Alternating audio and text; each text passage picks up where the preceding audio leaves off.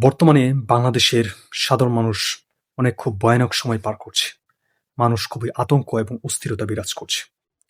চারদিকে যে রাজনৈতিক বিশৃঙ্খলা শুরু হয়েছে, এতে সাধারণ মানুষ খুবই অতিষ্ঠ হয়ে গিয়েছে।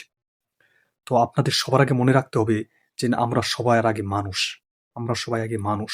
এরপর হচ্ছে রাজনীতি। নমিনেশন পাওয়া মানেই শ্রেষ্ঠত্ব, আর যে নমিনেশন পায় নাই সে অপমানবোধ। আসলে বিষয়টা এমন নয়। দল একটা সিদ্ধান্ত নিয়েছে, আপনার যদি দলের প্রতি আপনার সম্মানই না থাকে, তাহলে আপনি কিভাবে নির্বাচন করবেন?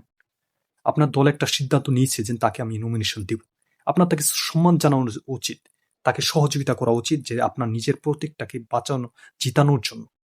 তা আপনি তা না করে উল্টো বিশৃঙ্খলা সৃষ্টি করছে যে না, ওকে কেন নমিনেশন দিল, আমাকে কেন দল দেয়নি। তাহলে তো দলের যদি চেইন অফ কমান্ড না মানেন, তাহলে আপনারা কিসে রাজনীতি করেন ভাই?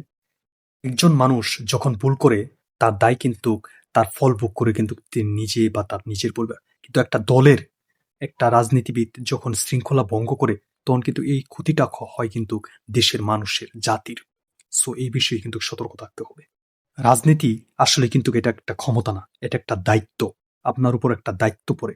কিন্তু আপনারা চারদিকে যা শুরু করছেন, এটা মনে হচ্ছে যে রাজনীতি আসলে দায়িত্ব না। রাজনীতি মানে হচ্ছে একটা ক্ষমতা, পাওয়ার। মানে পাওয়ার চাই আমার। আপনারা যা সৃষ্টি করছেন, ওকে নমিনেশন দিল, আমাকে কেন দিল? কিন্তু এটা ভাই দায়িত্ব। চারদিকে এরকম ভাবে শৃঙ্খলা ভঙ্গ করলে দেশ আবার সেই আগের মতো হয়ে যাবে। ওরা যে দলই করি না কেন, দেশটা কিন্তু আমাদের সবার। সো দলের চেয়ে কিন্তু দেশটা আমাদের বড়।